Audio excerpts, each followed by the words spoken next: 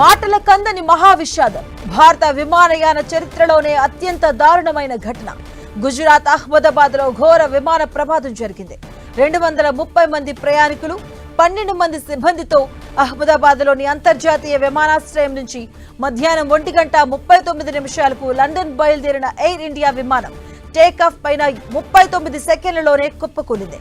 కేవలం 625 అడుగుల ఎత్తుకు వెళ్లగానే విమానంలో అనూహ్య సమస్య తలెత్తింది. దాంతో అతి శరవేగంగా కిందికి దూసుకొచ్చింది. చూస్తూ ఉండగానే రన్వే సమీపంలో మేఘానగర్ లోని BJ medical college city civil hospital సముదాయంపై పడి ఒక్కసారిగా పేలిపోయింది.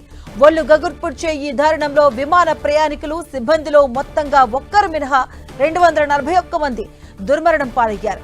మృతులు 229 మంది ప్రయాణికులు కాగా 12 మంది ఎయిర్ ఇండియా సిబ్బంది ఉన్నారు. మరో 24 మంది వైద్య విద్యార్థులు చనిపోయారు. ఇక ఫ్లైట్ ప్రమాద మృతుల్లో గుజరాత్ మాజీ ముఖ్యమంత్రి విజయ్ రూపానీ కూడా ఉన్నారు. 230 మంది ప్రయాణికుల్లో 169 మంది భారతీయులు కాగా 53 మంది బ్రిటన్ వాసులు, 7 పోర్చుగల్ వాసులు, 1 కెనడా పౌరుడు. వీరితో పాటు 2 పైలట్లు, 10 మంది సిబ్బంది ఉన్నారు.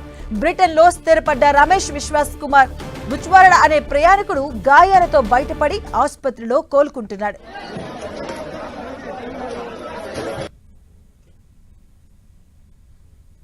విమానం తొలుత మెడికల్ కాలేజీ క్యాంటీన్ పై పడి పేలిపోయింది.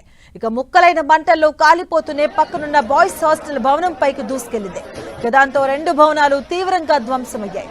వాటితో పాటు పరిసరాల్లోని పలు బహుళ అంతస్తుల భవనాలు కూడా మంటలు కంటుకుని కాలిపోయాయి. ప్రమాద సమయంలో క్యాంటీన్ లో చాలా మంది వైద్య విద్యార్థులు, రెసిడెంట్ డాక్టర్స్ మధ్యాహ్న భోజనం చేస్తున్నారు. వారితో పాటు హాస్టల్ వాసుల్లో కూడా పలువురు ప్రమాదంలో గాయపడ్డారు. మెడికల్ విద్యార్థుల్లో కనీసం 24 మంది మరణించినట్టుగా చెబుతున్నారు. ఒక వైద్యుడు, 4 ఎంబీబీఎస్ విద్యార్థులు, వైద్యుని భార్య మృతికి ఆసుపత్రి వర్గాలు ధృవీకరించాయి. 60 మందికి పైగా వైద్యులు, వైద్య విద్యార్థులు గాయపడ్డారు. వారిలో 19 మందికి తీవ్ర గాయాలయ్యాయి. 5 పరిస్థితి విషమంగా ఉంది అని federation of all India medical association పేర్కొంది. ఇక వారందరినీ హుటాహుటిన ఆసుపత్రులకు తరలించారు. మృతుల సంఖ్య మరింత పెరిగేలా ఉంది. విమాన శకలాలు, ధ్వంసమైన కాలిపోయిన భవనాలు, కార్లు, చెట్లు తదితరాలతో ప్రమాద స్థలి భీతావహంగా మారింది. విమానాశ్రయ, అగ్నిమాపక, ఎన్డీఆర్ఎఫ్, బీఎస్ఎఫ్, సిఐఎస్ఎఫ్, సైనిక, స్థానిక సిబ్బంది హుటాహుటిన రంగంలోకి దిగి సహాయక చర్యలు చేపట్టారు. ప్రమాద ధాటికి దాదాపుగా విమానంలోని వారంతా కాలిపోయి తీవ్ర గాయాల పాలయ్యారు. వారిని బయటికి తీసి ఆ ప్రాంగణంలోనే ఉన్న సిటీ సివిల్ ఆసుపత్రికి తరలించారు. ఈ దారుణంపై భారత్ తో పాటు ప్రపంచ దేశాలన్నీ దిగ్భ్రాంతికి లోనయ్యాయి. రాష్ట్రపతి ద్రౌపది ముర్ము, ప్రధాని నరేంద్ర మోదీతో పాటు బ్రిటన్ రాజు చార్లెస్ III, ప్రధాని స్మార్టర్, పలువురు దేశాధినేతలు, రాజకీయ తదితర రంగాల ప్రముఖులు సంతాపాన్ని వెలిబుచ్చారు. జరిగింది మాటలకు అందని దారుణమని మోదీ అన్నారు. విమాన కుప్పకూలిన బీజే మెడికల్ కాలేజీలో హృదయ విదారకర దృశ్యాలు మనసులను కలిసిపెడుతున్నాయి. కుప్పకూలిన హాస్టల్ భవనాలు తదితరాల కింద చాలా మంది వైద్య విద్యార్థులు, ఆసుపత్రి సిబ్బంది తదితరులు చిక్కుకొని ఉంటారని federation of all India medical association తెలిపింది. వారిని వెలికి తీసేందుకు యుద్ధ ప్రాతిపదికన చర్యలు చేపడుతున్నారు. ఇప్పటిదాకా 265 మృతదేహాలను సిటీ సివిల్ ఆసుపత్రికి తరలించినట్టుగా డీఎస్పీ కరణ్ దేశాయ్ వెల్లడించారు. మృతుల సంఖ్య భారీగా పెరగవచ్చని తెలుస్తుంది. వెలికి తీసిన మృతదేహాలన్నీ పూర్తిగా కాలిపోయున్నాయి.